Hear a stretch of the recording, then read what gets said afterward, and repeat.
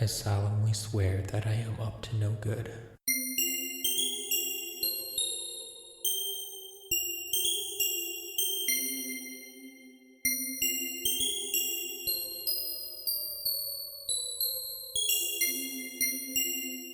Hey everybody, welcome to episode 13 of the Tales from Godric's Hollow podcast. Your number one fan favorite, voted on the internet, Harry Potter podcast. Of course, you have me, the muggle of the show, co-hosting this, Josh Brown. I am joined by the professor of the show, the expert, the Harry Potter know-it-all, Matt Sonnenberg. Good evening, Josh. Hi, Matt. How are you doing? I'm doing very well. Good. Full disclosure for people out there listening, I am battling some sort of sinus infection or something. So if I do not sound like I'm at the top of my game, for those that may hear me on other podcasts, you know my voice quite well. That's the reason. I'm still here. I couldn't disappoint Matt. There are 2 chapters in this new book that I badly want to talk about, and I wasn't going to give up the opportunity to do this with you tonight, Matt. I like to hear that. Yeah. Powering through. Yeah. For the sake of Harry Potter, it's always a good thing. Yep. Of course, we're talking about Harry Potter and the Chamber of Secrets. It was a very it was a day for me, Matt. I'm not gonna lie, it was a day.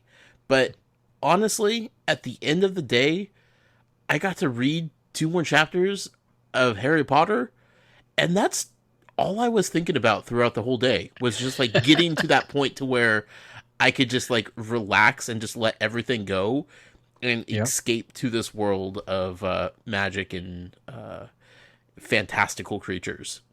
Now looking forward to Harry Potter. Harry Potter is the best part of your day. That's weird, huh? Yes. Yeah. Weird to say. It's weird how quickly you got there, I think. Yeah. But at the same time, that couldn't be happier. Every once in a while, people that know that I'm like doing this project will be like, hey, if I ever say something like I'm bored or I don't know what to do, or I have nothing to do or anything like that, like they'll throw out, why don't you just go read some more Harry Potter? And it's like, I want to so badly, and you telling me to go read Harry Potter is completely devastating because I could only read a couple chapters at a time. Like, could I read the whole book? Probably. For the sake of this podcast and, keeping it fresh and real with the audience, I feel like I have to stick to the schedule, and that's tough. Yeah, I would not want to be in your position. It's hard enough in my position, even though I know what's coming, just to limit myself to only reading 2 chapters a week. Yeah. And like you said, just so it's fresh in my mind, I mean, it's even more important for you. Right. For, like you said, like the integrity of the podcast. Yeah. The whole premise is you haven't read this before. Mm-hmm. So if you tried to read ahead and then just limit yourself to the knowledge from 2 chapters here, then right. Yeah, it might work, but it could get messy real fast. Imagine if I had like read through the first book in just a couple sittings and knew the whole thing with Professor Snape and all that madness that happened. Mm-hmm. Could I have honestly been able to do this podcast in the way that I did it if I had known what was coming? If you are a very good actor. Which I'm not. I mean, well, there you go. Then I might have some natural skill, Matt, but I'm not classically trained, as they say. Okay. So it's tough. It's tough not being able to read ahead. We had a kind of a lazy weekend, Val and myself, and she threw out the idea of we should watch some Harry Potter movies. And I was like, babe, I would love to. We could watch one again, but I can't watch anything else. She's like, oh, yeah, because that would totally ruin it. I'm like, yeah, that would totally ruin it. I mean, granted, the movie would only have about a third of what the book has, but still. Yeah. It ruins the ending. The major plot points would be ruined for me. Yeah, however they get there, like the ending would be gone. So, like, and she's like, I really want to watch all the Harry Potter movies now. I'm like, you can. I just can't participate in that. Like, you're going to have to give me a couple years to catch up because that's where I'm at schedule-wise. That's the crux of this whole thing, Matt. You got me to love it, which was your intention all along. Yes. Which has equally made it almost impossible for me to continue to love it. Well, this is where maybe sometime down the road we'll have to talk about it and see if we can. Can we schedule 2 podcasts a week? Can we get through it a little bit faster? Man, I don't know. I don't know. It's tough. We both have busy schedules, so yeah. It could be tough, but if it gets to that point, is it worth it to try to squeeze it in? I have to put it in my mind that the other 5 books haven't happened yet. Yep. So like I am trying to mentally tell myself that I am reading along for the first time with everybody else. And that's not easy. Yeah. It probably helps though that you are buying the books one at a time. Mm-hmm. Are you still on that path? So far, yeah.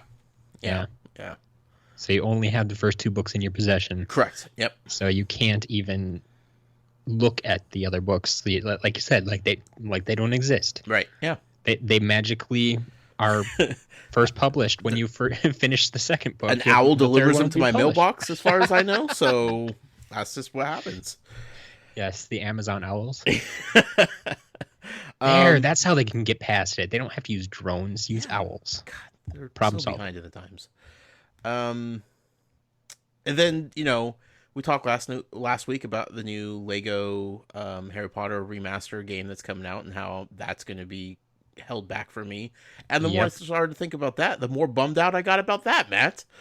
Mm-hmm. I was talking to Colin. I was like, well, I guess I could play like the first chapter of the game and then put it away. And I just don't know what to do. Lego Dimensions, the new Harry Potter team pack comes out tomorrow, Matt.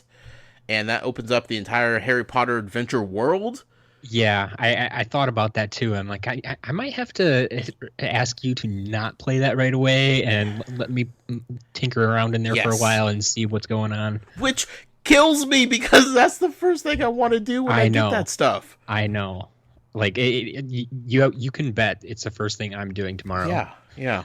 I mean, I'm going to build the figures first thing, Matt, but like... Yeah, I want to get in there. Fine. That you can do, and you can probably you can probably play like the battle modes. I bet you could do that. Sure. Because I think like we know one takes place on the Quidditch pitch, and you know what that is. Yeah. I don't think there's going to be any surprises there. Yeah. So you're going to have to tinker around in the adventure world as quickly as possible, and let me know. I will. If it's just riddled with spoilers, or if I'll be okay. Yeah, I will let you know as soon as possible. Okay. Also, I wasn't planning on starting the podcast with all this random Harry Potter news that's going on. But on the Pottermore website last week, something happened where people get magical animal pets. Yep. I don't know what those are. And that upset me because everybody was talking about it, and I was like, I want to care. I really do. But I don't know what you guys are talking about, and I feel left out. And I didn't know that was coming to the website. I don't know if anybody did. Yeah. Or if it was a surprise for everybody. Because like I said, I don't spend a lot of time on Pottermore. Sure. But I saw that pop up and like, shoot, I can't even really discuss this with Josh. No. Like we haven't gotten there yet. Patronus? He doesn't understand. Right? Yes, the Patronus. Okay. And we haven't gotten to that point yet. It's either a magical animal pet or a spirit animal. I can't tell which one's which. I don't know what it is. Yeah. But I was afraid to Google it, Matt, because then I would know some things. Thank you once again for holding back, since I'm not there to do it physically. You're going to have to revoke my internet privileges. But it's getting close, Matt. Once we get there, we will definitely go into that and check it out. How long do I have to wait? Is it in this book? That one, Probably not. I think, is only book. Yeah, book 3. Book 3. Okay. Yep, next book. Doable. Yeah. But yeah, it's just like it's weird to feel like I'm finally understanding and part of the Harry Potter culture in some way. Yep. But still feel like an outsider at the same time. Yeah, I mean, that's like what you're saying. Like, you're pretending that the other books don't exist, right? But unfortunately, they do exist, and everybody else knows about them. So, there's only so much you can do. Yeah, if all you guys out there listening could just like pretend like nothing else has happened in the Harry Potter world, and you're going along this journey with me for the first time, that'd be fantastic. That'd make my life a lot easier. It's pretty much impossible. I can't ask that of you guys, but it's been a tough week, Matt. I believe it. Harry Potter wise. Yeah. So there's a lot going on. There is a lot going on. Regardless, we're going to keep pushing forward. We're going to keep doing what we do best, and that's discussing the books a couple chapters at a time. Again, we're talking about Harry Potter and the Chamber of Secrets. This week we are going to be discussing chapters 3 and 4. But before we get into that, we need to do Josh's world-famous Muggle recap of last week. Last week we talked about chapters 1 and 2. We did? The beginning of Harry Potter and the Chamber of Secrets. First chapter, my recap doesn't need to happen because the author so brilliantly did an entire recap of the first book. So my recap is just recapping the recap. Yeah. Yeah, that about does it. Yeah. I did last week kind of talk about why isn't there some sort of summer school or summer internship program at Hogwarts for the kids that don't want to go home. I still haven't gotten any valid answers as to why that doesn't exist. So, waiting to hear from you guys out there what the deal is with the summer wizards. Yeah, chapter 1 was pretty much just a recap of the first book, and then getting back into how horrible Harry's life is on Privet Drive with the Dursleys. Yeah. Just miserable all the way around. He's treated like a second-class citizen, if that. Chapter 2, though. Chapter 2, whew, that was a doozy. We got to meet the very mysterious, somewhat obnoxious, yet lovable Dobby. And we know a lot of things about Dobby, but yet, at the same time, we know nothing about Dobby. We know Dobby's a house elf. We know he has long ears that he likes to slam into the oven door. He is very used to self-punishing when he does what he perceives to be bad things. A lot of sympathy towards this little guy. We don't know where he came from, why he's there. All we know is that he's there to warn Harry Potter not to go back to Hogwarts because some bad stuff's going to happen if he does. And Harry, is questioning this house elf who, up until then, Harry Potter didn't even know house elves existed that I know of. It was an introduction to Harry Potter as well as the readers. So he's kind of he's not sure what to think of this Dobby character. He feels bad for him. He tries to sympathize with him. He tries to make him feel better about himself. But then he wants to go back to Hogwarts desperately, and this little guy is telling him not to go. So he's conflicted. I could understand that. But then Dobby decides to ratchet it up a few notches. He's like, look, if this Harry Potter kid is not going to listen to me as much as I love this Harry Potter kid, I need to make him listen in the only way I know how, and that's being mischievous. He disappeared downstairs while the Dursleys were having a little dinner party. He decided to magically make a bowl of, what kind of flower was it? I want to say petunia, but that's his aunt's name. I believe it was violet. Violet pudding. So weird. Yeah. Magically make this bowl of pudding float in the air, dropped it, pudding went all over the place. Harry Potter got in trouble, of course, because Dobby peaced out after that. He wasn't going to stick around to watch the ensuing conflict happen between Mr. Dursley and Harry, and that pretty much ruined the chances of Harry ever having any sort of decent relationship with his aunt and uncle. I was just thinking, though, can you imagine what the reaction would have been if the Dursleys had actually seen Dobby? They probably still would have been mad at Harry for some reason.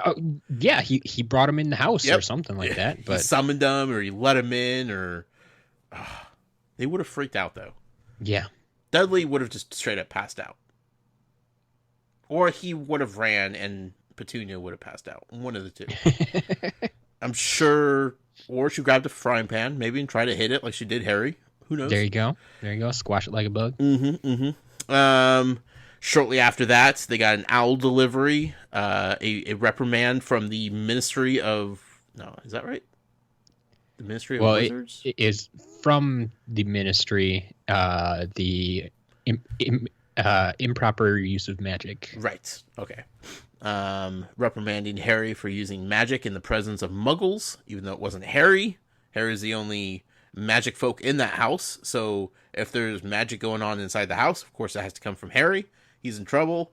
Dursleys know that he's not supposed to use magic outside of Hogwarts, so they're no longer afraid of him, which sucked because that was his one way to not be completely miserable for the rest of summer. And he got locked up in his room. Bars on the windows, a little slot on the door so they could push cold soup through, and things were looking pretty bad for old Harry Potter. Until he got a knock on the window, looked over, and there's our boy Ron, smiling away, being Ron. And that's when the chapter ended. It's true. Yeah. Nice little cliffhanger there for you. Whew. I was just super excited to see Ron. I'm like, yes, that's the number one thing that Harry needs right now. If it can't be Hagrid, it has to be Ron, right? Yes, absolutely. Well, moving into chapter 3 then, titled The Burrow. We once again have some new characters. A couple of these, well, only one really, I think, that may have been mentioned before, but we actually met him this time and got some more information. In any case, the list starts with Mr. Arthur Weasley. He is the father of the Weasley family. Up until this point, I'm pretty sure we have only met Mrs. Weasley. Yes. Then we got two owls. First one's named Errol. It is the owl that belongs to essentially the entire Weasley family. And then Hermes, which is the owl that they bought for Percy when he became prefect. So the owls just become like family pets after... I have some questions about owls. Sure. Continue with your list. I'm sorry. Okay. Yeah. We learned about Perkins, who works with Mr. Weasley. Yes. Celestina Warbeck is a essentially singer of the Wizarding World. Gilderoy Lockhart. We get the first mention of him in this chapter. We get to meet him later on, I believe in the next chapter actually, but first mention here. One of my favorite names, Mundungus Fletcher. He's one... we'll just leave it there. Sure. A character named Mortlake. We don't know much about him, but just says he was taken away for questioning. So apparently he's a bad guy.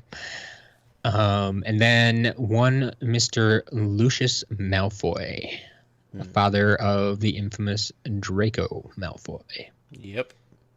Yes. It's a hefty list of new characters. It's true. Yeah. We're getting back into it. We are. So let's go ahead and start with chapter 3. Okay. And as we alluded to last week, I was super confused about the inclusion of this car in this Lego Dimensions set. And you're like, just wait for it. It'll make sense. It's coming. About 2 sentences into chapter 3, it made sense. So that's the Weasley car. Yeah. Yep. It flies. It does. It's not your ordinary car. No? And I couldn't remember if you had seen or if we had seen any of the footage of the gameplay in Dimensions where the car was flying. Mm.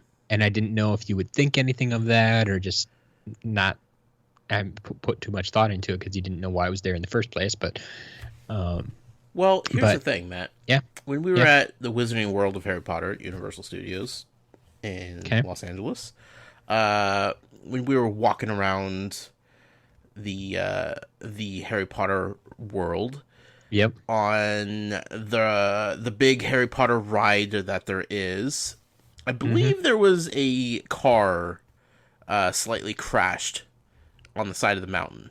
There was. Okay. Is this the same car? It is. Awesome. Also, when you guys were riding the Mummy ride, okay, across from that, there was a little gift shop, and outside of the little gift shop, there was a blue car that I believe was a replica from the movie. I totally missed that. I'm guessing it's the same car. It's very possible. Okay. But yeah, I totally missed that if it's there. Okay. I think I took a picture. I'll have to send it to you later. Yeah, because I know, like when I was in Universal Orlando, like they had a replica of the DeLorean from Back to the Future. Right. So I wouldn't be surprised if they had, this one there. So okay, it's very possible. Sure. All right. I'm not crazy then. I don't know much about the car at this point. But I'm excited to find out more about it because it seems like it's going to be a cool little addition to the story. And if it's important enough for them to make like a Lego minifigure of and have it prominently displayed throughout the world, like I feel like we're probably going to take more than one car ride in this car. Yeah, throughout the series. I was gonna say it shows up more than once. Yeah. Well, we'll leave it at that. Sure. That's good. I feel better about that.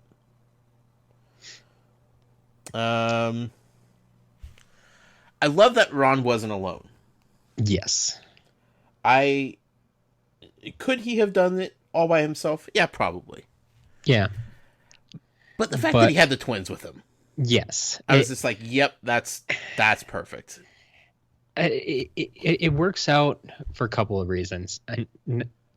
Not only, once again, playing to their characters, but it shows us more about what happens outside of Hogwarts. Yeah.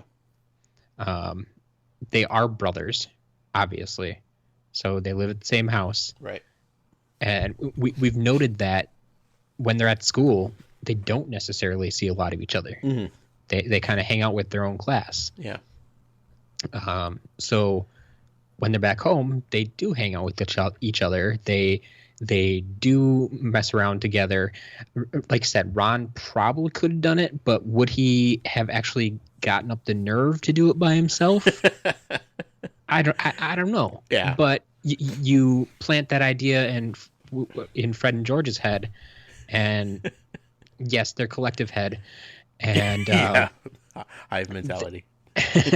There's no doubt. Like if you were doubting whether or not you should do it, they're going to drive you to do it. Right. Especially since it's a little on the sketchy side. In my head, I imagine them sitting around and Ron saying something along the lines of, Harry won't write back. I hope he's okay. I really want to go check on him. And if he's not okay, we should bring him back here. And immediately the twins are just like, yep, let's go. Like, without thinking twice about it, they're just like, tonight, grabbing the car, we're taking off. Yeah. Yeah. It's very possible. Like the car probably didn't even enter Ron's mind, but the twins were like, hey, we can figure this out. Hey, that car's sitting out there. Should be able to get us there. Mischief? Yeah, we're down. Yeah. And we'll make sure it goes smoothly, too. Because they managed to get him out of the house pretty much almost unscathed. Yeah. Which was incredible. Very true. Yeah. The part that gets me, though, is that they ripped the bars off the window. Uh-huh.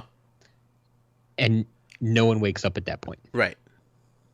It's like, I in my opinion, that would be the loudest noise of the night. Sure. But I guess it is written into the story a little bit. I did like, though, that it was kind of, there was a point made, I think, that Hedwig is smart. Mm-hmm. Very intelligent. Yep. Like, she knew what was going on. Yeah. She knew to be quiet because this was a tense situation. And she knew to be quiet as long as she could, up until the point where they were leaving without her. And she's like, hold on. Hey, I've been quiet this whole time and you're just going to leave me here? Yeah.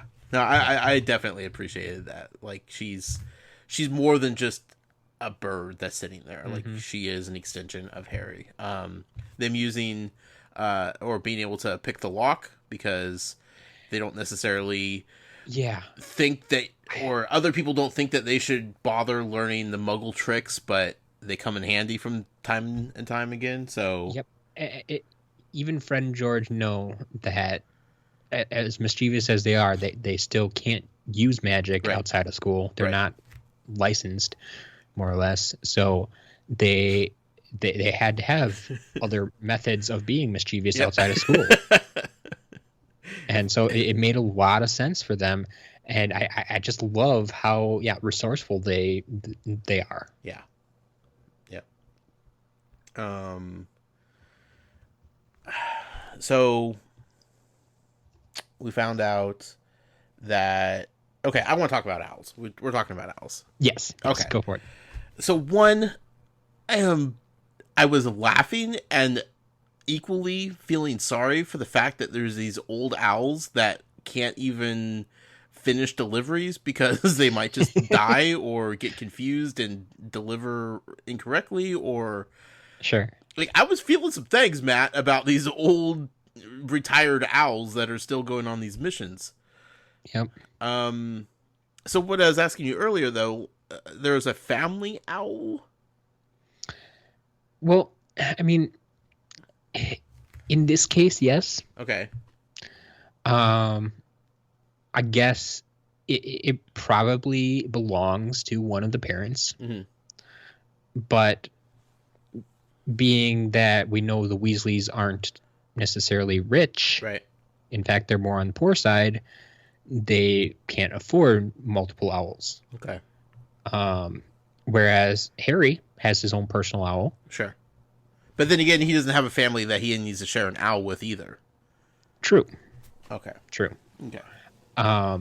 But then, like I said, we see Percy gets his own owl. Mm-hmm.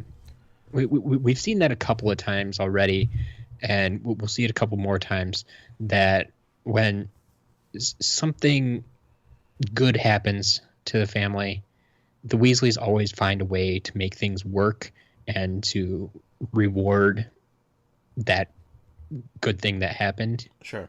So in this case, his parents bought Percy this owl because he made prefect. Right. Even though he's old and used and probably shouldn't be delivering mail anytime soon. Oh, no, they bought him a new owl. Oh, I thought they said that owl was old too. No, Hermes was fine. It was just Errol that was old. Okay. But Percy wouldn't let them borrow his owl. Yeah. Yeah. So they had to use the old one. That's where we got the old one. Okay. Gotcha. For some reason in my head I'm thinking they just got two old owls that are near retired that may die at any point. This is sad. Like, in my head, these magic owls should probably be living forever. I mean, that's the thing. Errol probably has been around a really long time. It very well could have been something one of the parents got as a kid and grew up with, and now they're married and have kids, and they didn't have a lot of money, so they didn't spend it on, upgrading their owl. Right. Owls, man. Yep. So they got to the house. They got to Before we get there, yeah. one line that gets me in the book from Mr. Dursley, that because the whole time you get the idea that they don't want Harry in the house, right? Mm-hmm. But then so it seems kind of weird that they lock him up in the room instead of just like letting him run away or something. Sure. But then when he does essentially run away, Mr. Dursley actually yells, "He's getting away." Yeah. And like they try to keep him in the house once Right. again. Like it just I don't understand their logic. Like you should be glad to be rid of him.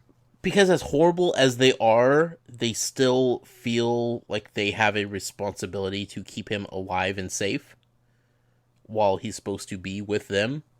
Like, they still feel the responsibility as guardians as much as they hate it and as much as they hate him. Mm-hmm. They, like, their parental instincts, as bad as they may be, still absolutely prevents them from being okay with him just being gone. Yeah. You know. Plus, they're probably afraid of Hagrid and Dumbledore. Let's be real here. And if anything were to happen to Harry while he's under their watch, you know who's knocking at their door. Yes. They also are very worried about, you know, their outward appearance to society, and if it were to come about that they lost their nephew or something bad happened to their nephew while they were supposed to be his guardian, like that would make them look bad, and that's all they're trying to avoid is potentially, except they try to pretend that Harry doesn't exist even. But there's enough people that know that Harry lives there. Okay. You know, there's an old crazy cat lady down the street that babysit him. That's true. You know, That's there's true. a few friends and whatnot that at least know of his existence, and any possibility that something negative could be said about their ability to be guardians to him would be detrimental to their perceived value in society. I'll give you that one. Yeah. That old cat lady, man. She's You're just hung up on that old cat lady. I need her to come back into the story, Matt. I couldn't even tell you her name at this point. But I know she's there, and I don't feel like I have any resolution with her. All right. You can't just have like 3 pages explain who she is and how crazy she is, and then that just be that. I don't accept it, Matt. Oh, if I have to write my own fanfic after the fact, there I will. You go. I would actually. I don't know if I want to read that, but it's just gonna be a lot of weird cat stuff. Yes. So you're saying they got to the house? Yeah, they got to the house safely. The Burrow, if you will. The Burrow. See, going in, I knew the name of the chapter was the Burrow. For some reason, I was thinking neighborhood. You know, like possibly. Sure. I guess I really wasn't know what I was thinking other than some sort of neighborhood. So for their house just to be called the Burrow, I found very enjoyable because their family is so big. Like there's pretty much a neighborhood. Yeah. In their house. The description of their house, fantastic. Absolutely fantastic. It looks like it's held up by magic, and it probably is. Like, so good. And I'm like just imagining this just like rickety old thrown together patchwork house, and just leaning severely over to one side, and you sneeze the wrong way and the whole thing comes crumbling down. So very good visuals as to what the house looks like. But definitely, I love that Ron's like, it's not much, but and Harry's like, I absolutely love this place. Like before even stepping foot in it, he's just in love. And that I think made Ron feel really good, because Ron is definitely very sensitive and embarrassed about his family's financial status. Yep. And doesn't like to talk about it, and doesn't like for it to be known and shown off in any way. So for him to like bring somebody over to his house, which he's clearly not, like, he loves Harry and he wants Harry to be there with him, but he's also like, he's going to judge me so hard on this house. And then Harry's just like, I love it. Like, Yeah. The big thing I noted about it was that this is Harry's first visit to any magical place outside of Hogwarts. yeah. So even if Ron isn't thinking about it this way, there's no doubt in my mind that Harry's going to be impressed and intrigued, Right. and want to see it all. Yeah. And it kind of cements the fact that they're friends. They're not just people that happen to be in the same house at the same school for 9 months of the year. Like, they are legitimately friends. And this is like the first real friend that Harry's ever had. Yeah. So there's nothing that Ron could do. Nothing that Ron could do that's going to make Harry feel otherwise about their friendship. I'm just going to throw that out there right now. All right. So Ron dropped this little tidbit about,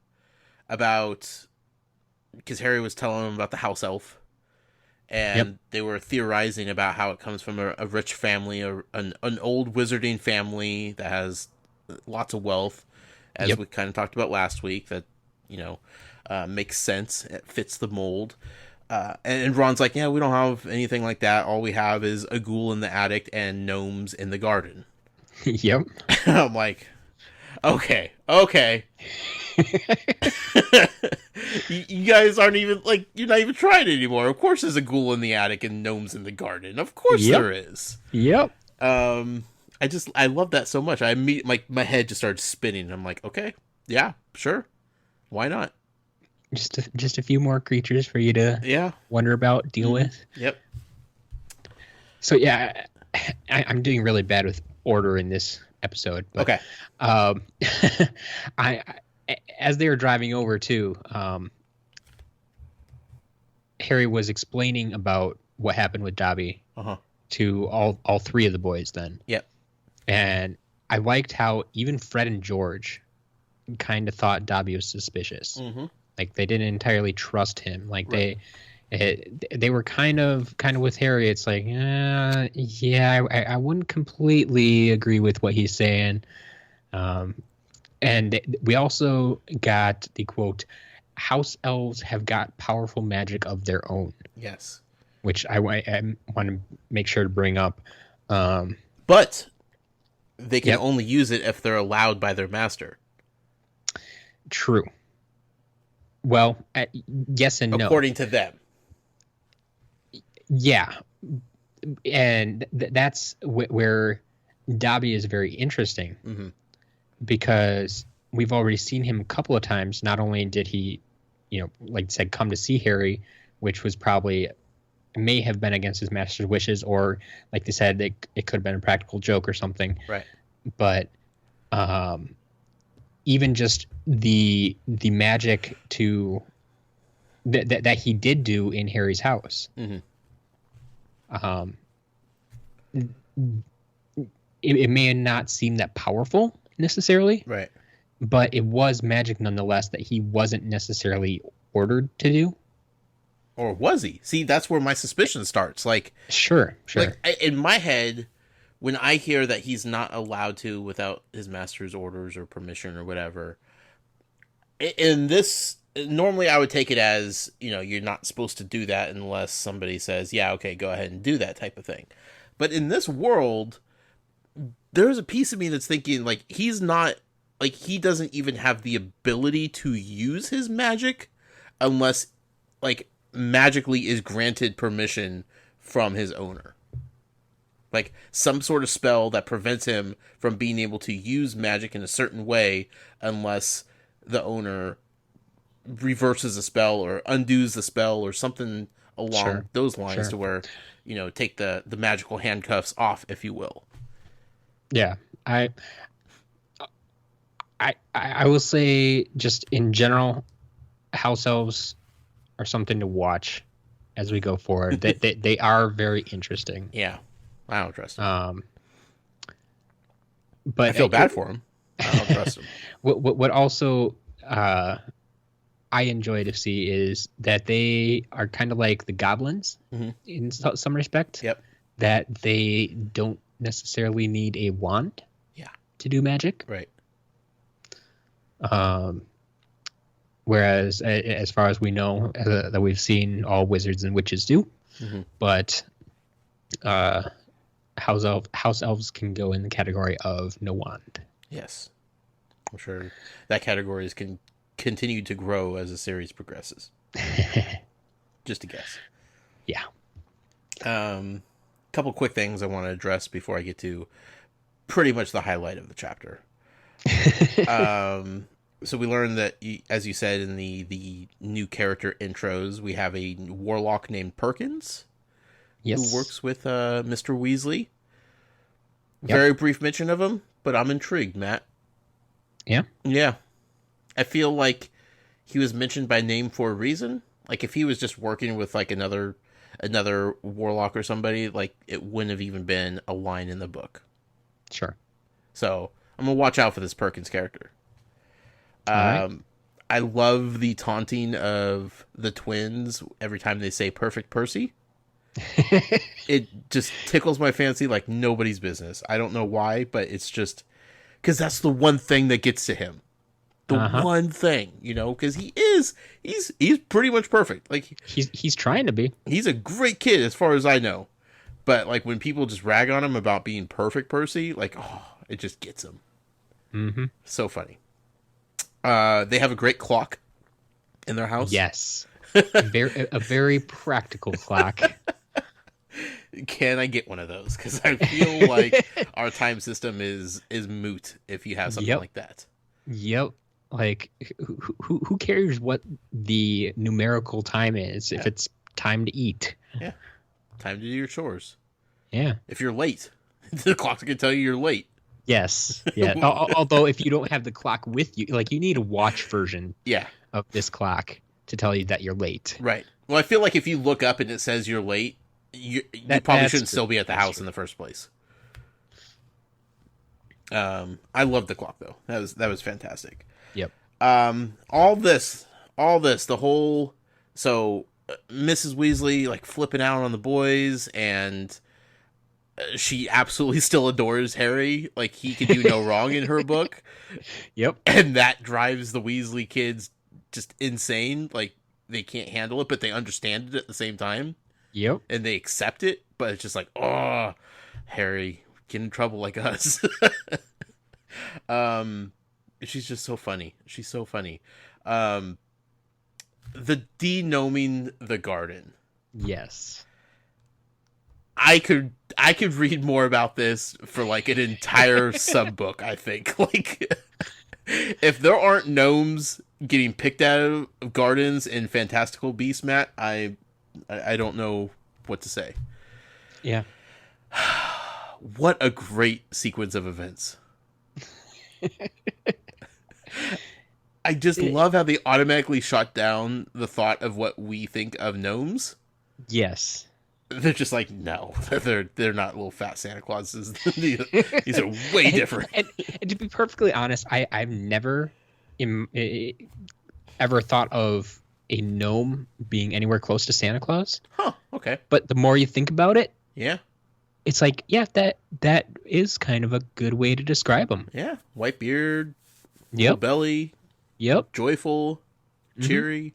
I totally understand why she used that description, but I had never thought of them being close. Did you ever watch David the Gnome as a kid? Yes. Okay. Yes. That's the first thing I think of when I think of gnomes. Yeah. And one of the most tragic and heartbreaking series finales of any TV show ever made. Do you not remember it?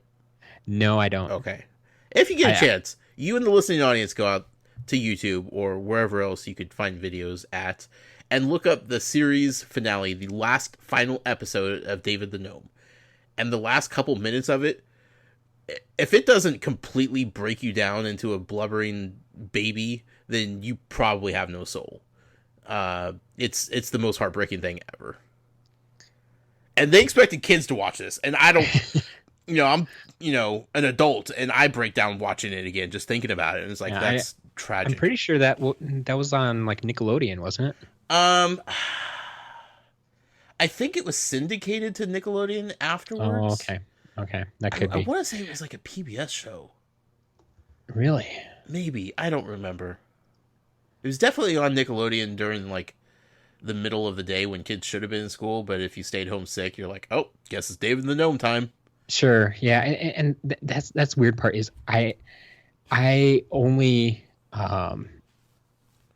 would have been able to watch that up until like I was 5 years old, because that's when like from the age it was really weird. From the age of like 1 to 5, I had cable, and then we moved and we didn't get cable. So from the age of like 6 to I think it was like 13, I didn't have cable again, so I missed like that whole chunk. Sure. And so like I don't know when did this series end actually. Couldn't tell you.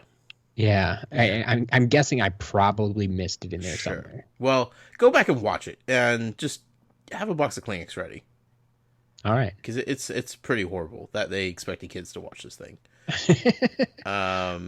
But, you know, like, you can follow it up with a great new episode of Price is Right. So, you know, all right, it worked out well.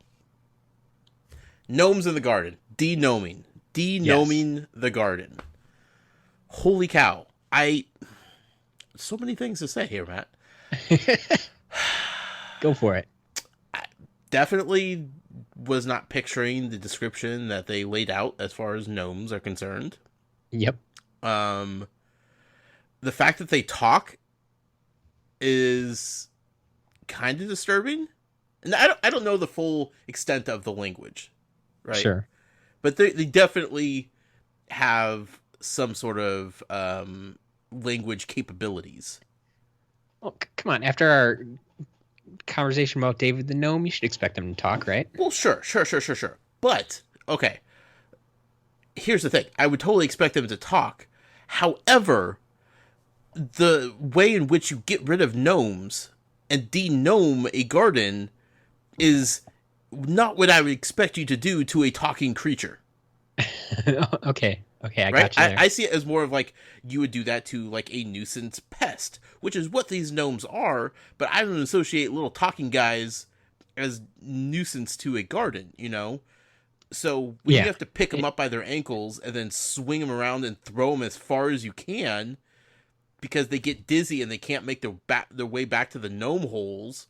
I cannot wrap my head around how you do that to little screaming guys. Sure. You're thinking it should be more like swatting a mosquito or something. Yeah. As opposed to, I mean, there's not a good comparison, really. We don't have animals that talk.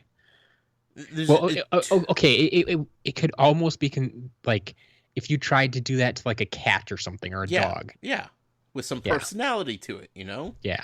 Like you could do it to a mouse and probably not feel too bad. Yep. Theoretically. Depending on the person. I'm not encouraging, you know, endangering the lives of mouses, but it's these little dudes. I started thinking about Pikmin. Yeah, just getting flung around with no. The more you think about it, with no care. Yeah, I think Nintendo stole the idea for Pikmin from Harry Potter. There you go. Confirmed. But I just love the fact that they just like you just fling them as far as you can. They get dizzy and they can't make their way back home. Yeah. Also, I love the idea that once the de-gnoming happens, they all start coming out of their gnome holes to see what's going on. And Ron's like, you would think that they would hide and, you know, would make it a lot more difficult, but they all just come out and now I'm grabbing 5 or 6 at a time. Yeah. Basically, you figured they must have a very, very short-term memory. Because not only are they, you know, dumb enough to come up to the top and see what's going on, but then they said eventually they'll wander back to the garden, to their holes. Right. And it'll happen all over again eventually. It just, they're really not too bright. So, here's my next question about these gnomes. Mm-hmm. Are they like moles and they just dig underground tunnels and holes and disrupt the soil and pop up throughout the yard? Are they like eating the vegetation in the garden and that's why they're a nuisance? Like, what is the reason for having to denome a garden?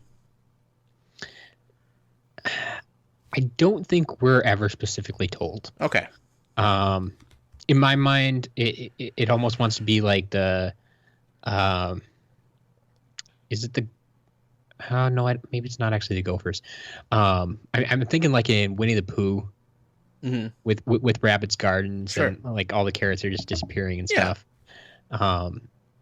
That's what I'm picturing would happen if you let them stay there too long. And I'm sure that any time they're digging tunnels under your garden, I mean that's disturbing the root system. You don't want that. Right.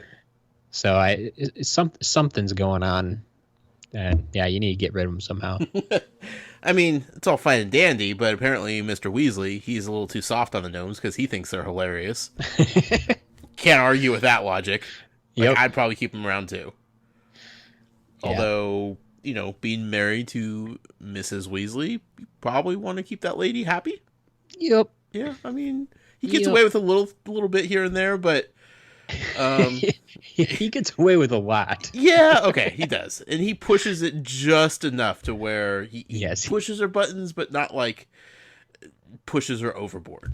They've been married long enough. He knows where the line is. Yeah.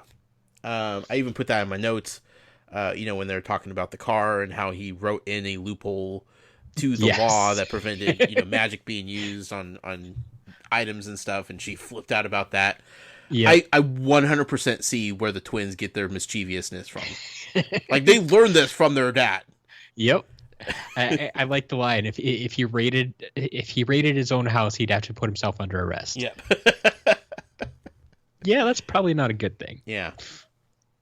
But he does it because I just see him as a very fun guy. Like, I don't see him being up to anything mischievous. I don't distrust him at all. Like, he has his little hobbies and he tries to keep them secret from his wife. He's a very loving father that I could tell. The kids seem to enjoy him. He's definitely not the parent figure that reprimands and dishes out the punishments. I think that's Mrs. Weasley 100%. Yeah, I mean, it's shown very clearly when she tells them that they took the car out, and his first reaction is, "Oh, how did it go?" It's like, no, that's not what I was trying to You're tell supposed you. to be mad at these kids. Yes. I am looking very much forward to learning more about Mr. Weasley. I could say that. Yeah, we do like some Mr. Weasley. I love the little muggle baiting story. Yeah. That was fascinating. It got me thinking, like, there's some things in my life that have probably happened where I didn't really have a solid explanation for, and I just passed it off of, oh, that's a weird coincidence, or that's a weird thing that happened, but I'm not going to think anything further. Yep. I don't know, Matt. I'm starting to question life a little bit here. My family has had some fairly pseudo serious discussions about teleportation. Mm-hmm. And like we're pretty sure that it might actually be possible, because you can turn your house upside down looking for something that is there, Right. and you look absolutely everywhere and not find it. And so like it's kind of like this, like, yeah, it could be magic, but our logic tells us that can't happen. Mm-hmm. So we get the quote here: "Bless them; they'll go to any lengths to ignore magic, even if it's staring them in the face." Yeah, which is, I mean, Mr. Dursley, Yep. So, yeah, I love this family. Like, I fell in love with the Weasleys, and I really liked Ron, and I liked the twins, and, Mm-hmm. from what I knew of the others, like, they were fine, but, like, I don't know. Like, I fell in love with this family in the course of one chapter. Yeah, I forgot how much I like this chapter. Yeah. It's just the first glimpse at most of them, but we get to learn so much about them, and there's so much to like. Mm-hmm. Including little Jenny. Yeah. We've talked about her a little bit before. She's Briefly. come up. Yeah, she has a bigger part in this whole story, I think. Well, she will be going to Hogwarts this year. Okay. So, yeah, I guess I wasn't sure how young she was. Yeah, it wasn't really touched on in the first book. It kind of made her feel like she was like a toddler. Yeah. You know? But yeah, I like the Weasleys. I like them a lot. Yeah. I love their house. And I love that Harry loves their house. Yeah. Did you catch right towards the end when they were up in Ron's room and they mentioned the Wizard comics? Yes. Yeah. Yeah. Val stopped and she was like, someone needs to make these comics. Uh-huh. The Adventures of Martin Miggs the Mad Muggle. And it got me to thinking, though, like, their comic books are about muggles. Right. But Well, I guess that kind of makes sense. Like, it has to be the opposite of what they are. Like, yeah. we write comic books typically about superheroes. Mm-hmm. Things that are different from our race as we know it. Mm-hmm. And so, yeah, if you're a wizard and you have all this magic and you can make all these things happen, you're not going to write about that. That wouldn't be, a comic book. It would be like, okay, where's this textbook from? Yes. Whose autobiography am I reading this day? Exactly. But it just seems weird. Well, because I, come from the Muggle world, that it seems weird that there would be a comic book about a Muggle. Mm-hmm. So yeah. Yeah. Ron's room is all decked out in orange. His favorite Quidditch team. He really likes that team. Chudley Cannons. A lot. Yeah, especially when their color is orange, mm-hmm. like blaze orange. Right. And it's all over his room. Yeah, that could be a bit much. Sure. Have a hard time sleeping at night. But it's Ron. Like, that fits the character. Oh, yeah. So, that's pretty much chapter 3. Yeah. And now, so I kind of dropped the ball on this one and didn't get the Muggle poll up until really late. But I did throw it out there a little while ago. And I simply asked, would you rather spend more time at Hogwarts or the Burrow? And the more I thought about it, like, the more I figured I was going to get a really one-sided answer. Mm-hmm. But I wanted to put it out there and see if we got any reactions. As I expected, everybody chose Hogwarts. Not that the Burrow is a bad place. Right. But there is so much to explore and so much mystery at Hogwarts that, yeah, I can see that. Sure. So. But as far as summer, like, vacations go, like, to the Weasleys, that's just home. But for Harry, that's, like, the possibly best place he could go other than Hogwarts. Yeah, definitely. So, definitely. It depends which perspective you're looking at it from. Yeah, and that's kind of where I was looking at it when I first asked the question, and it's like, yeah, I mean, the Burrow is a really nice place, and I said, I forgot how much I liked that chapter and how much I liked the Burrow, and it's, yeah, I'd go there in a heartbeat. Mm-hmm. Yep. Chapter 4. Chapter 4, titled "At Flourish and Blotts." Yeah. No idea what that meant. We do have a couple of new characters. Mm-hmm. Most of them just brief mentions, but they're there. Oddly enough, I think this is the first time we learned Mrs. Weasley's first name. So we have Molly Weasley. That's right. Yeah. I knew that Yeah. sounded weird Yep. when reading it. I was like, that's okay. I remember the first time I went through the book because it's Mr. Weasley. He's just talking to it's in conversation. He calls her Molly, Mm-hmm. and so he doesn't say Molly Weasley. It's just Molly. Yeah. And I'm like, wait, who's Molly? We haven't met him. Do they have another daughter? Sure. Or I don't. And then I'm oh wait, no, he's talking to Mrs. Weasley. Got it. And yeah, Maybe it's the ghoul in the attic. But yeah, it's like, okay, yeah, because we didn't get a name for her before. But so yes, Molly Weasley. We got Mr. Borgin of Borgin and Burks.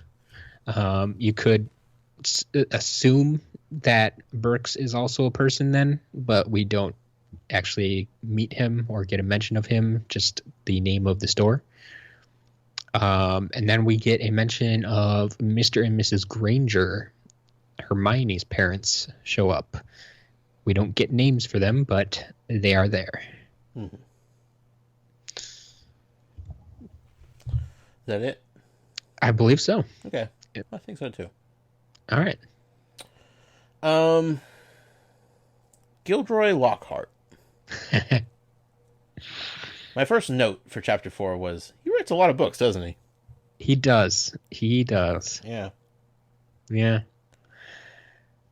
We get our like I said, we got our first mention of him. I think, or was that this? Well, I said we got him in last chapter, right? Yes, he was mentioned in the last chapter I know where he was mentioned. when they're looking through the books on the bookshelf. Well, yeah, Mrs. Weasley was looking up how to denome a garden, Right. and she went to one of his books. Yes. Because she fancies him. She does fancy him. she was getting a little hot and bothered there reading about old Lockhart and his denoming strategies. Mm-hmm. Yep. I'm not sure who this Gilderoy Lockhart is, but he has a way with words apparently. And a way with women. I assume. I don't know. But yeah, he does write a lot of books. Mm-hmm. That's for sure. In fact, everything on their school list, every book except for one. Yeah. Which was the first one listed. Yeah. I'm blanking on the title now. Something just like the basic standard year two textbook. Something series or part 2. It's gonna bother me. Sorry. I'll look it up. Standard book spells Grade year 2 or something. Grade 2. Standard Book of Spells Grade 2 by Miranda Goshawk. Yep. Yes. But then every other book. Every other book. It was like, okay, how long is this list? Holy cow. 1, he needs a lot of books. 2, he needs a lot of books from Lockhart. Yeah, and that's before we even learn that Lockhart's a teacher. I feel like there's a conflict of interest. Is he getting royalties for each book sold? Probably. Yet he's assigning them to be I don't. Yeah. Yeah. College professors get away with that, and I feel a little worried, a little weird about that whole racketeering scheme, but taking advantage of poor 12-year-olds and their hard-earned money. Yeah, their parents. Yeah, I guess so. But I mean, you see later when we get to meet them that most of the mothers don't seem to mind. Yeah, that's true. One quote towards the beginning of the chapter, before we get going, even really was what Harry found most unusual about life at Ron's was the fact that everybody there seemed to like him. Mm-hmm. And it's true. Yeah. They all loved Harry. and it's something completely new to him because where he usually spends his summers, it's the I don't think it could be more opposite. Right. And he needed that badly. Yeah. Badly. I made another note that I'm Yep. seriously starting to get concerned about these old owls. Like, I don't know what my hang up is, but like just the mention of these old owls not being able to even deliver messages anymore, I'm just like, stop flying. Like, just retire them. Just let them be owls. Don't put them to work anymore. They would if they had any other means. I guess. I mean, they try to use them sparingly, but sometimes you gotta send the mail. Do they have like a loner owl program? You know, you could like get on layaway or something. I don't know. Well, they do once they get to school. Sure. I even think feel like Mr. Weasley should have some sort of access to that. You know, working for the ministry. Okay, yeah, I was gonna say I suppose he does at the ministry, but yeah, you'd think maybe they could loan him one to take home. Yeah. Sure, I could see that. Or I mean, maybe just do all the mail service while he's at work. You know. Yeah. I don't know. I feel bad for these poor owls. Is all I'm saying. Fair enough. I like the visual of them practicing Quidditch, but not too high. Yep. Like having to do it low so nobody saw them, but they still had like the area to do so. Yep. With apples. Because they couldn't use actual magical Quidditch balls. Right. The butterfly out racing. I almost made a note about that, but then I didn't. So I'm kind of glad you did. The butterfly can outrace Ron's broom. Yeah. Yeah. I don't know if that's a testament to Ron or his broom. Like, I don't know who to feel bad for. Like, to feel like is flying a broom some sort of like athletic ability? Like, the better you are at, the faster you could go, or is it like Not so strictly much. performance based on the broom itself? Like we heard in specifically in the first movie, they point out the Nimbus 2000. It's the fastest model yet. Right. So I think. But I guess there may be varying speeds depending on the rider, I guess you could say, but I get the impression that even at top speed, Ron's broom is outdone by the butterfly. I guess I need the comparison of like, is it more like a bicycle where you can have like a really high end, extremely well made, fast bicycle, but you still have to have the athletic ability to make it go to its full potential, or is it more like a race car where like you're pretty much just steering it and making sure you don't crash, and it's all performance based on the car? I think it'd be more closer to the car. Okay. Yeah, like I don't think Ron and his brothers have grown up with broomsticks. Sure. They've grown up playing Quidditch. I don't think they're particularly bad at it. So as far as if you want to call it athletics go, they're pretty good. Okay. So it's just it's the old owl thing again. Okay. They have old broomsticks that just can't keep up. They're just barely chugging along. Sure. But it is a broomstick that'll get him up in the air, right? So he can play with them. That's all he needs. Yep. Yeah. Okay. Hermione's back in the picture. It's true. Yeah. Once we get to Diagon Alley, correct? Well, she sends a letter first. Okay. Yeah. And she's explaining like how busy she is with schoolwork, and Ron's like, "Are you kidding me? It's summer vacation. What is?" And I just shaking my head. I'm like, "Oh, Hermione, like that's so her." Yep. Yeah. We need to get to the flute powder. Yep. Fire as transportation.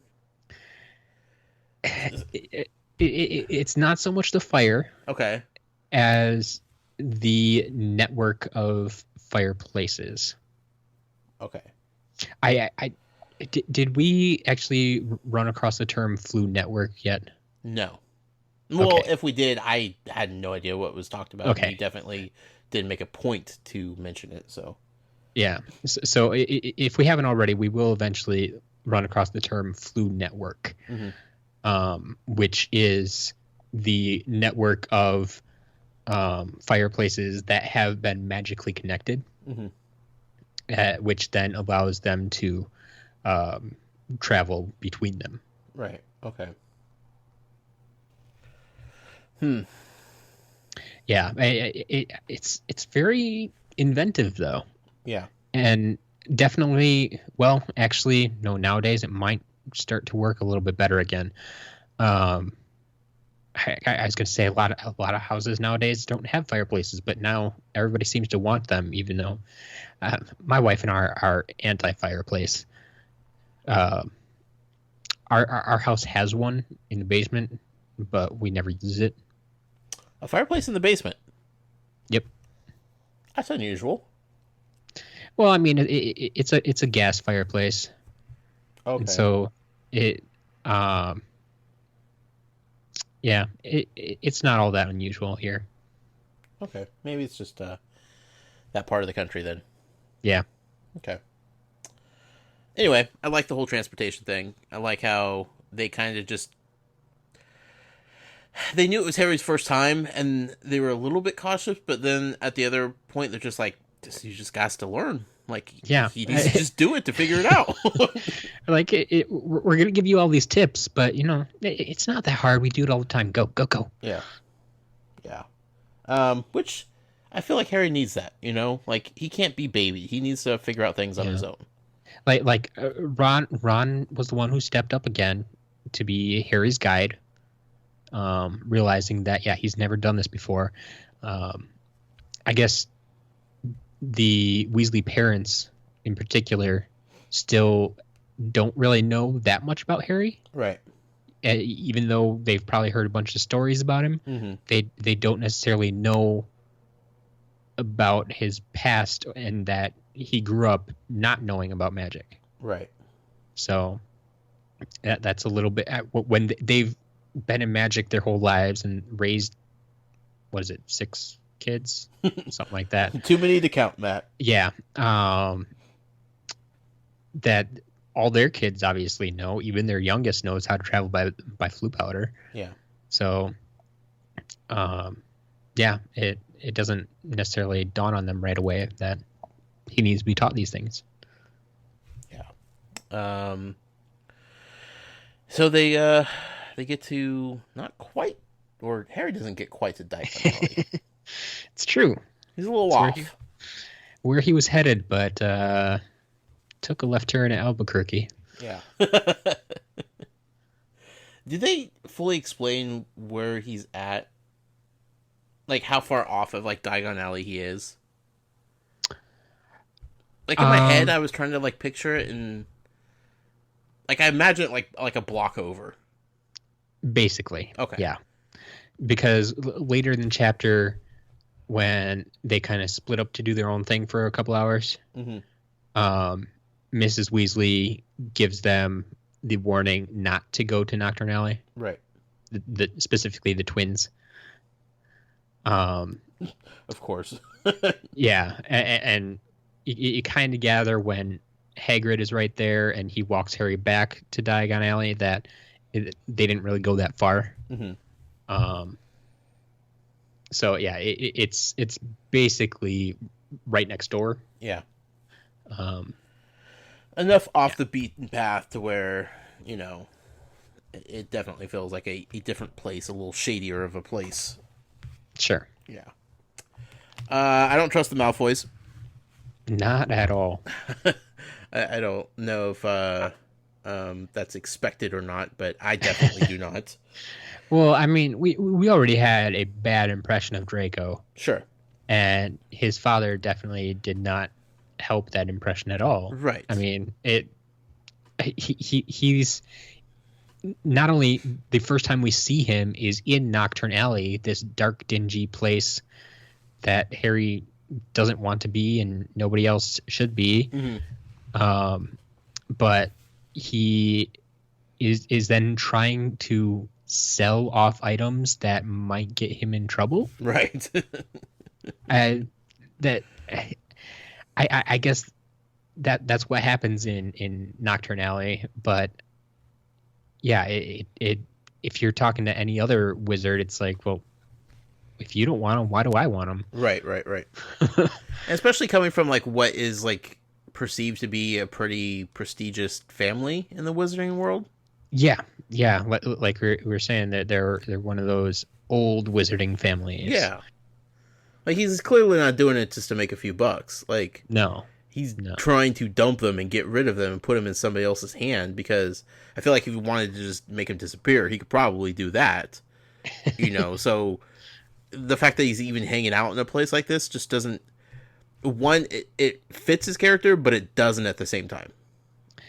Like, I see him being, like, very proper and almost, like, a little put off that he's in this dirty, dingy place, Yeah, but... Like, he feels dirty just walking in, but then at the same time, like, his character is kind of dirty and sleazy, so he's like, this is kind of home, also. He doesn't necessarily want to be there or want to be associated with that place, but he knows it's probably the only place he can get rid of these items and actually make a buck off of them. Yeah. I guess I almost... This place is essentially like a pawn shop. Mm-hmm. I mean, it might be a very seedy pawn shop, but regardless, it's not somewhere... It more or less, you wouldn't see the Dursleys going to a pawn shop either. Right. So it's like they wouldn't want to be seen in any kind of pawn shop, because that kind of gives you that, I guess that I don't know, bad impression almost of lower class citizens. Like, they don't want to be perceived as lower class citizens. And this is the only, I guess, pawn shop that will take his goods. Right. So he has to go to this one, but doesn't really want to be seen here. Yeah. So. The Muggle Protection Act was brought up. Do the Muggles even know that there's a Protection Act out there to save them from their basically themselves? No, they're pretty oblivious. Yeah. Oh, Muggles! God, we're stupid. You mentioned Hagrid. Hagrid comes to save the day. Thank goodness for Hagrid. Like, he's always in the right place at the right time when it comes to Harry. Yep. I appreciate that immensely. So here's a question. Yep. And I can't remember if we mentioned it at the beginning of the show or right before we started recording, but there was a fact in this chapter that was brought up that I had completely forgotten was a thing in book 1. And as reading through this, I was like, well, this is new information. This is pretty cool. How did we get this far without knowing this up until now? But then I was reminded that it was brought up in book 1. But that was Hermione doesn't come from a wizarding family. Yeah. Like, both her parents are Muggles. Absolutely. So I guess that was like when we first were introduced to her, like, we learned that about her. Yeah. I think it was... It was very briefly brought up, but well, no, I take that back. They did make no. I'm getting my books confused now, I think. Okay. I want to say it was like the first night when they're at the feast or something. Yeah, that when they all went through a very diverse backgrounds. Uh-huh. And we did have a brief discussion about that, even where some parents some kids come from families where both parents are wizards or wizard and witch, and then some come from families where only one was, like Neville. Yep. Mm-hmm. And then some were like Hermione, where neither. Yeah. I completely forgot about that because it was a non-issue. Sure. Completely. So then here we are, and now her parents are in Diagon Alley. I'm like, whoa, wait a second. what's Muggles doing here? And I'm like, okay, well, I guess if Muggles knew that their daughter, had these powers and was going to this school to learn how to better utilize them and become who she really is, obviously they would know about Diagon Alley. This doesn't. It's not preposterous to think that there are Muggles in Diagon Alley. Yeah. In my head, I'm thinking you have to be a witch or a wizard to be here, have some sort of magical abilities, or be in the know as far as the wizarding world. But no, that's totally not necessarily the case. Like, yeah, you'd probably still, anybody just walking down the street isn't walking into Diagon Alley. Correct. But, it's a little bit more diverse than I guess I gave it credit for. Yeah. It's... We get the impression that in many cases, I believe Diagon Alley is one of the first where it's really kind of mentioned, that Muggles can see and even interact with parts of the wizarding world, but they're typically too busy to notice it.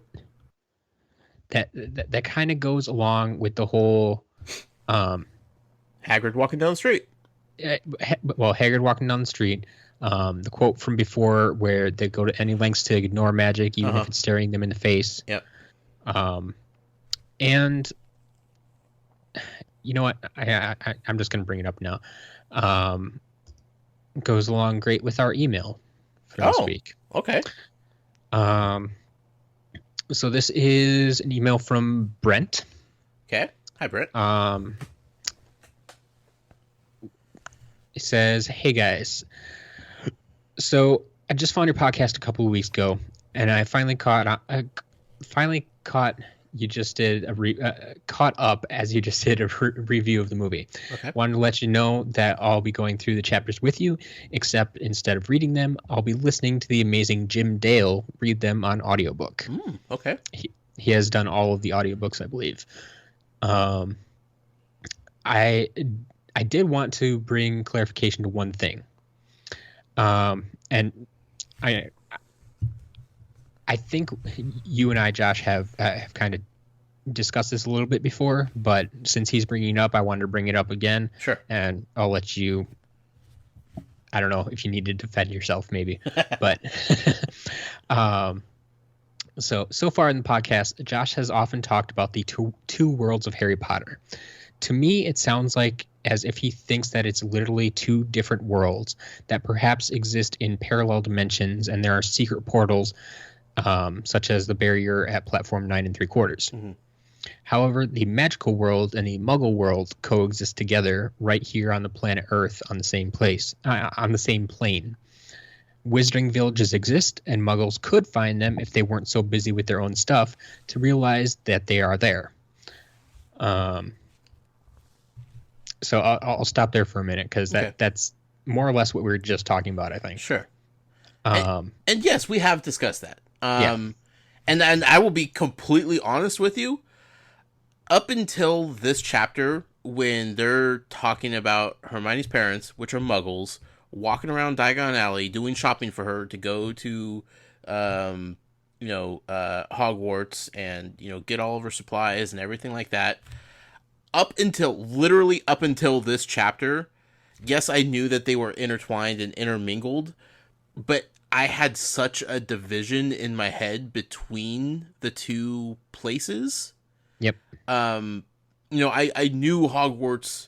I mean, I still think I really have no idea because they didn't really express it, but like it is on planet Earth. Is somewhere, theoretically accessible if somebody were to find it. I would think.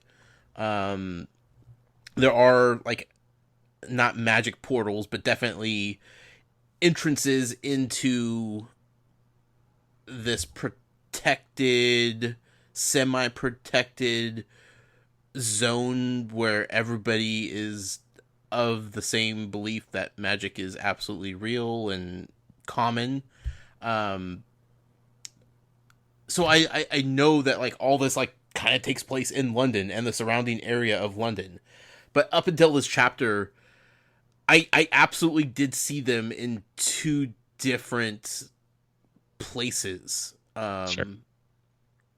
where like multiple dimensions or something, to where they were kind of layered on top of each other or something, you know.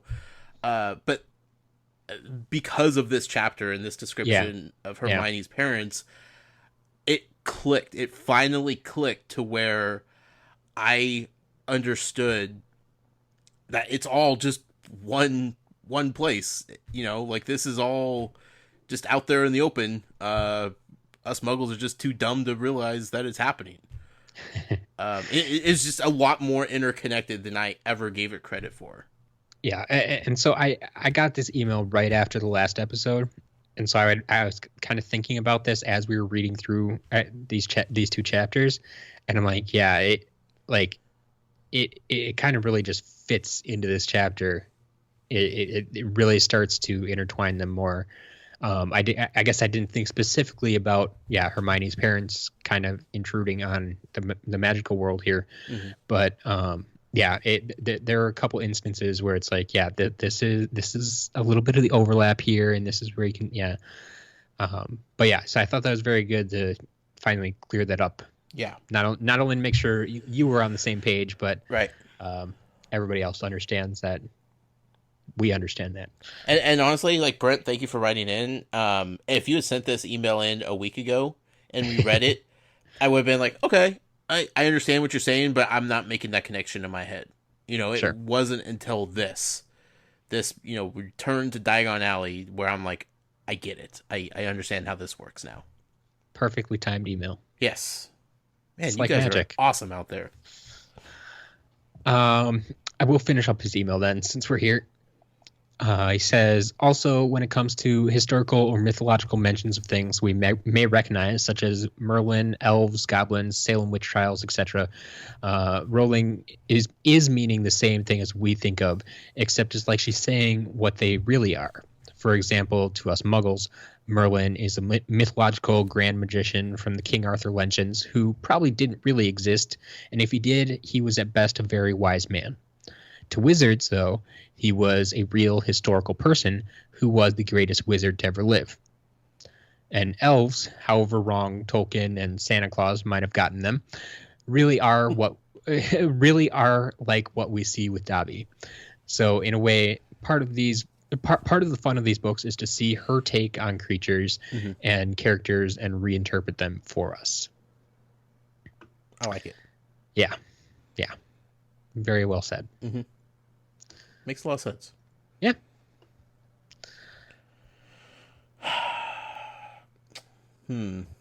So back in Diagon Alley, Hermione's parents, well, they are here and they can interact. You can definitely tell they feel very uncomfortable. Yes.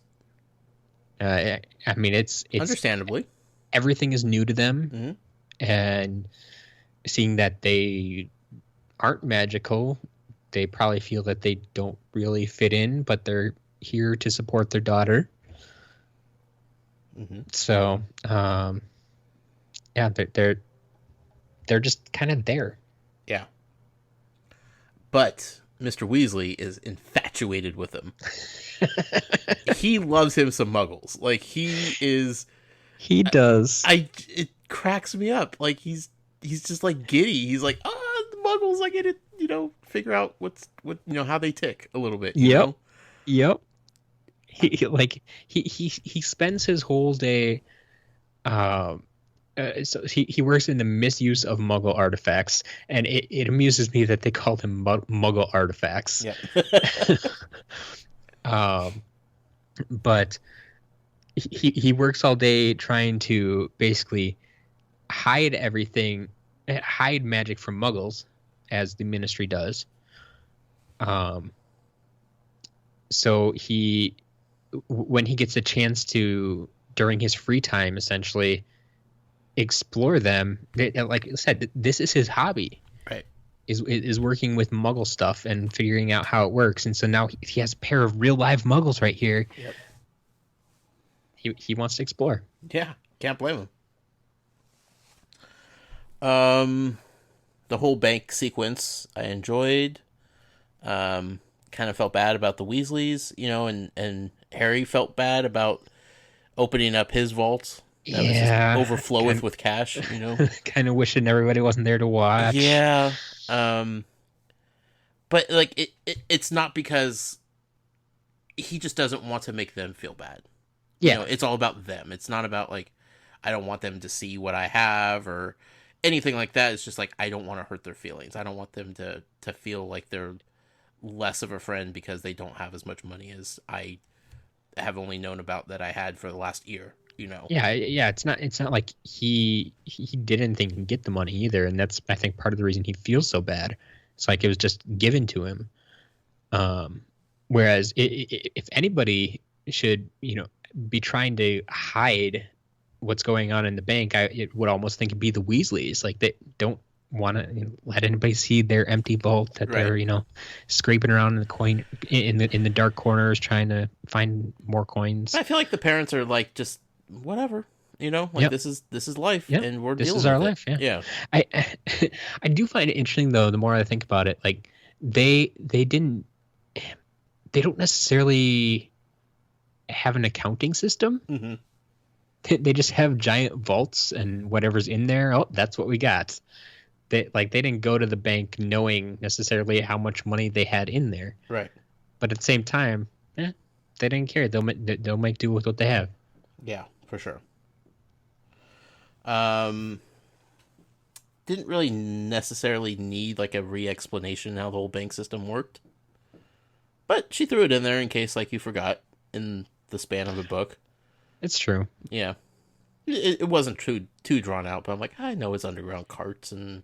Yeah, but I mean, it goes into why we had the first chapter too. Yeah. It had to be re-explained just in case someone had forgotten or someone didn't know that this was the second book and not the first book. So, little explanation. Yep. Got through pretty quick. Giant spiders in a cage? No, thank you. Just leave that out of the book entirely. I don't need to see or hear about any more giant spiders. So not much to say about that other than that's frightening, and let's not do that. Little Weasley Malfoy rivalry. There's obviously been some tension in the past. It's starting to bubble up a little bit more now. Yep. I'm interested to see where that goes. Yeah, I mean, that was something I think you pointed out about the movie is we didn't really see too much of that. Yeah. But it was definitely mentioned in the first book. Right. And so it's not like it's really new. It's just being brought up again and fairly early. Well, as far as the movie was concerned, like we had no real reason to dislike Malfoy. Draco, that is. Well, there are a couple of times. I mean, going forward, yeah, like once, the school had already started and he started like, interacting with Harry, but like up until that point, like we had that whole part about explaining who he was. Okay, so, yeah, before we really met him, sure. Yeah. But so there wasn't like that backstory to be like, he's at the school, I don't really trust him. And then at the end, like the whole explanation about how, he is to Harry what Snape was to Harry's father. Yeah. Like that's, I feel, is still a super important comparison that was just completely left out of the film. And I'm still not happy about it, Matt. Because that's how I see Draco now. Like that is when he is discussed and talked about in every little snide comment he makes. I'm like, I just think about Snape and Harry's father and like how that was probably very similar. Sure. We got a Lee Jordan reference. It's true. You know how I feel about Lee Jordan. You like him a lot. Super excited. And then finally, I just kind of want to touch on, it makes me uncomfortable, and I'm sure that's why it is what it is, that Draco continuously throws the Weasley financial situation into Ron's face. Yeah. Like that's his method of bullying. Like that sucks. Absolutely. Like that makes me like just absolutely dislike this kid so much. Yeah. He does it because he knows it gets to Ron. Like we've talked about that a couple times. Like Ron doesn't like talking about money. He doesn't like that. He doesn't like he has to use hand-me-down items. He doesn't always get the best. He doesn't get new things. He doesn't have what everybody else has. Mm-hmm. And Draco knows that it gets to him. And Right. so, of course, he's going to use that against him because that's who he is. Mm-hmm. Whereas you try to do that to Fred and George, they're not going to care. Right. Yeah. But they don't see Draco every day. Sure. Yeah. It makes me super uncomfortable because I know that feeling that Ron has, and it's not fun, and it breaks down Ron a little bit each time, no matter how tough and protective Ron is being with Harry, and doing the best he can to be strong. Like, just a couple words will just completely break him down and shatter him each time, and that sucks. So Yeah. that's pretty much all I had to say about chapter 4. What did you have anything else? No, actually, two things briefly. I guess one we mentioned that Lockhart is now the Defense Against the Dark Arts teacher. Mm-hmm.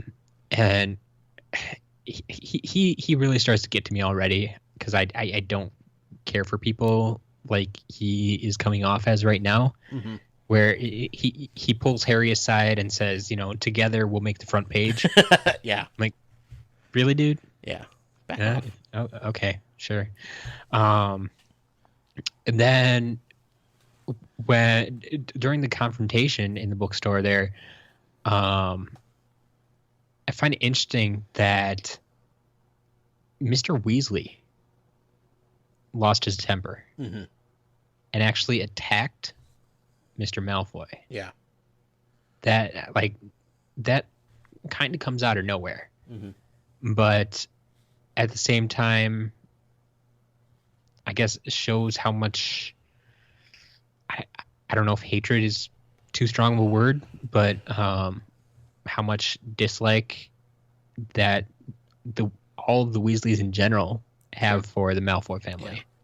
It just, they try to be the best people they can. I think Ron's a little bit more short-tempered than the rest of them. Yep. Which I think he probably gets from his father. Yeah. But at the same time, like, I think his father is probably pretty capable of reining it in, being an adult, but once his button's pushed in just the right way, like, that switch flips, and he turns into a very different character than what we see with him and Mrs. Weasley. And I think part of it might have been that he was doing it in front of his whole family. Yeah. Like, if it was just the two of them talking, right, he probably wouldn't have done anything. Yeah. He had to defend his family's honor. Yeah. And teach his boys that, you should only put up with so much bullying, Sure. Sure. So, I like it. Good chapter. It's a good, solid chapter. Absolutely. Yeah. I mean, it's no denoming, but, I mean, it's going to take a lot for a chapter to beat that chapter 3. I'm just going to lay that out there right now. All right. I'll keep that in mind. Yeah. Do we have anything else here, Matt?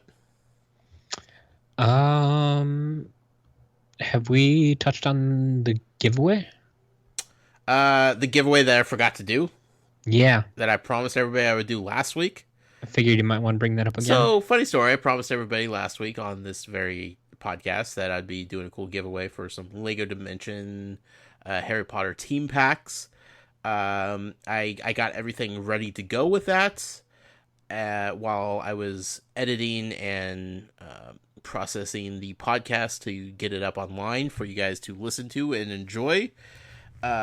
Somewhere between me getting the graphics ready to go and actually posting them on Twitter, I got distracted. It never happened. I went this entire week thinking that they were up. I was going to look into picking a winner tonight.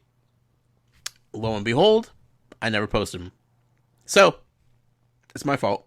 I don't want you guys to think that like I promised to give away and didn't do it. I honestly had everything ready to go, and then poof, gone, out of sight, out of mind. So we're gonna get take 2 this week. we're gonna do it again. They'll be up tonight. All right. If you guys listening out there, if you're listening to this podcast, if you go on to Twitter at TalesFromGH and you don't see a giveaway, yell at me in any way, shape, or form you can. Twitter, email, text Matt. I don't care. So what might those ways be specifically? Well, on Twitter at TalesFromGH. Definitely, that's where things are going to be listed as far as giveaways are concerned. If you want to get a hold of us there, you can do so. Personally, you could yell at me at the noise with a Y, or you could yell at Matt. You could find me and yell at me personally on Twitter at as a matter of Matt, or you can email the show at talesfromgodricshollow@gmail.com. Yeah.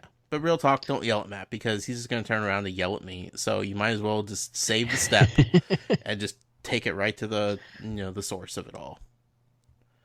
So it'll be fun. Lego Dimensions Wave 6 comes out tomorrow.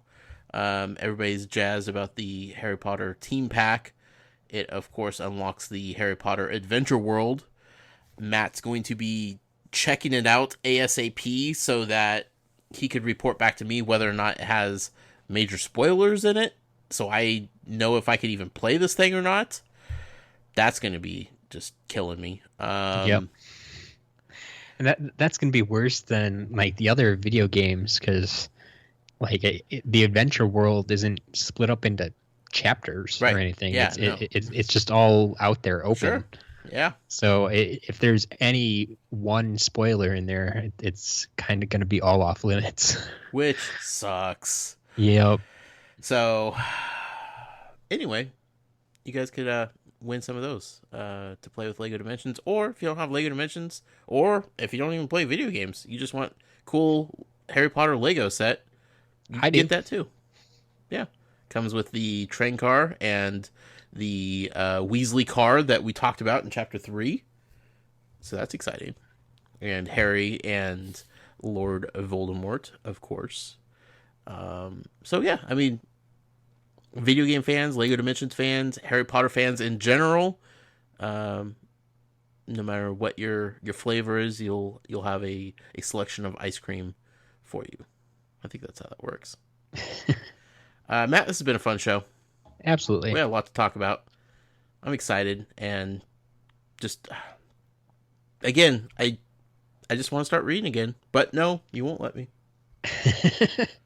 Hey, we made through another episode. You are more than welcome to start reading. Yeah, but then, I mean, if I start reading now, come like next week when we have to record, I'll probably want to keep reading, and then I'll get ahead of everything. Matt, it's a bad deal. Next week we're doing chapters 5 and 6, correct? Correct. Okay. I think the whole book is under 2 chapters each. Yeah, as of now, unless we run into some issues, Perfect. 2 chapters at a time. Okay, that's easy to remember then, folks. Yep. So yeah, write in, send in an email, get a hold of us on Twitter, interact with us. We love hearing from you guys. We love hearing from all the new listeners that we're getting each week, it seems.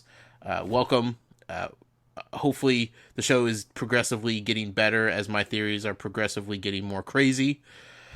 I know most of you are laughing at me because I'm wrong on a lot of things.